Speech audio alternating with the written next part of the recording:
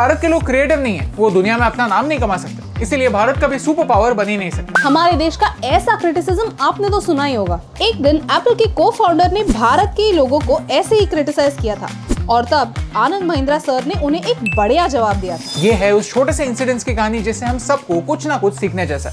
आज 1 मई आनंद महिंद्रा सर का बर्थडे है और आज के इस वीडियो में हम आपको उनके सक्सेस का मंत्र बताने वाले हैं। अगर आपको भी लगता है कि उनकी कहानी और लोगों तक पहुंचनी चाहिए तो इस वीडियो को शेयर कीजिए। भारत के रियल हीरोज की कहानी एक इंटरेस्टिंग वे में आपके सामने लाना हमारा मिशन है। हमें सपोर्ट करने के लिए हमारे YouTube चैनल को सब्सक्राइब कीजिए और इस बेल आइकॉन को प्रेस कीजिए। आनंद महिंद्रा को आप एक बिजनेसमैन के रूप में जानते होंगे, लेकिन आज मुझे आपको उनके कैरेक्टर का एक अलग पहलू दिखाना है, वो पहलू जो उनके सक्सेस का भी फ्यूल। महिंद्रा के चेयरमैन होने के साथ साथ आनंद सर एक प्रैक्टिकल पेट्रियट भी है। Let me explain.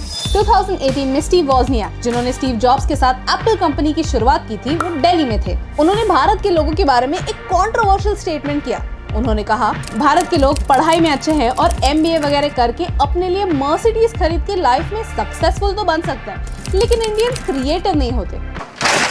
ये बात सुनकर आनंद महिंद्रा सर को कुछ गलत लगा, क्योंकि अगर क्रिएटिविटी ना होती तो महिंद्रा एक सिंगल प्रोडक्ट कंपनी से 11 इंडस्ट्रीज में ऑपरेट न कर पाती। अगर क्रिएटिविटी ना होती तो 100 देशों में महिंद्रा अपना नाम नहीं बनाती।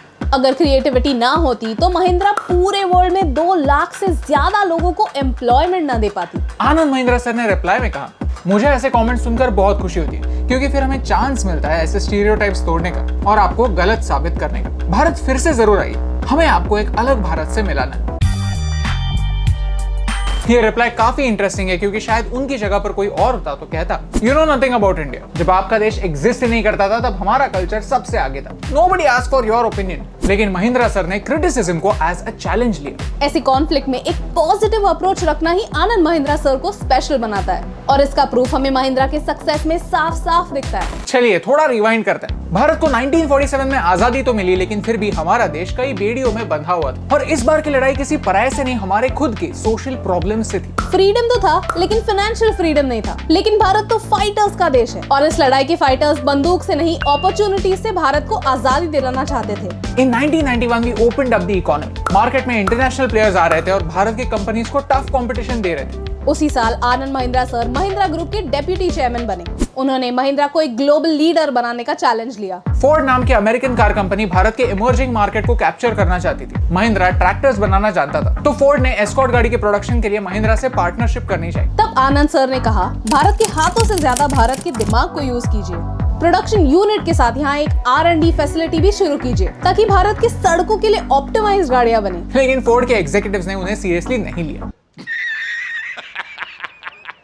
ऐसे सिचुएशन में अगर कोई और होता तो इसे एक इंसल्ट समझता, लेकिन आनंद महिंद्रा सर ने इसे एक अपॉर्चुनिटी समझा। इसी आइडिया के दम पर उन्होंने खुद रिसर्च शुरू किया और भारत की सबसे सक्सेसफुल SUV स्कॉर्पियो लॉन्च की। एक नेगेटिव एक्सपीरियंस को एक पॉजिटिव आउटपुट में बदलने की ताकत जिसमें है, वो एक चैलेंज को एक अपॉर्चुनिटी बना सकता है। बट वेट, नेपोटिज्म के लिए भारत का काफी क्रिटिसिज्म होता है, राइट? लेकिन आनंद महिंद्रा सर ने अपनी कंपनी में एक अलग ही पॉलिसी अपनाई। वो मानते हैं कि उन्होंने एक नहीं कई ऐसे लीडर्स बनाए हैं जो फ्यूचर में उनकी जगह ले सकते हैं। उनका सक्सेसर उनकी ही फैमिली से हो ऐसा जरूरी नहीं। वो कहते हैं, अगर कल मुझे कुछ हो गया तो बोर्ड डिसाइड कर सकता है कि मेरी जगह किसे लेनी चाहिए। मैंने मेरा पर्सनल प्रेफरेंस एक एनवेलप में लिखकर छोड़ दिया है। सोचिए, अगर हर लीडर ऐसा ही हो तो फिर वो एक चैलेंज के साथ कह सकता है कि सक्सेस टैलेंट की वजह से आता है, आपके लास्ट नेम की वजह से नहीं। एक लीडर का काम यही तो होता है। इतनी बड़ी कंपनी चलाना एक ऑर्केस्ट्रा कंडक्ट करने जैसा होता है, जहां एक लीडर का असली काम अच्छे म्यूजिशियंस को ढूंढना होता है जो अपना काम करना जानते हो। बिजनेस में, पॉलिटिक्स में, फिल्मों में हम इसका ऑपोजिट ही देखते हैं। इसी एटीट्यूड की वजह से भारत की ये कंपनी कीनिया से लेकर कनाडा और अमेरिका से लेकर ऑस्ट्रेलिया हर जगह भारत का नाम रोशन कर रही है।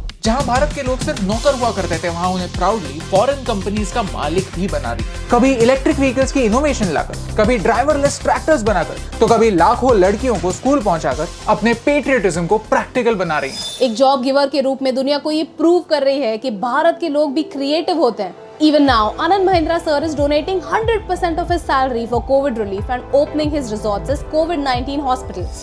टाटा, महिंद्रा, इन्फोसिस जैसी कंपनीज की प्रोग्रेस को देखना भारत की प्रोग्रेस को देखने जैसा, क्योंकि ये कंपनीज बेजान फैक्ट्रीज नहीं जो मशीन बनाती है। ये कंपनीज लोगों को जोड़कर डेवलपमेंट का कल्चर बनाती है। They are working on changing not just the perception but also the situation. वही हैं जो रेयरव्यू मिरर में दिखने वाले एक्सक्यूजेस को भूलकर आगे आने वाले अपॉर्चुनिटीज को देखना सिखाते हैं। अगर आपको ये वीडियो अच्छा लगा तो इसे अपने दोस्तों के साथ शेयर कीजिए। तो भारत में क्रिएटिविटी है या नहीं ये मुझे पता नहीं, लेकिन हर क्रिटिसिज्म का जवाब क्रिएटिवली देने वाले लोग जरूर हैं, ये मुझे पता है। और उनकी कहानी आप तक पहुंचाने से मुझे फर्क पड़ता है।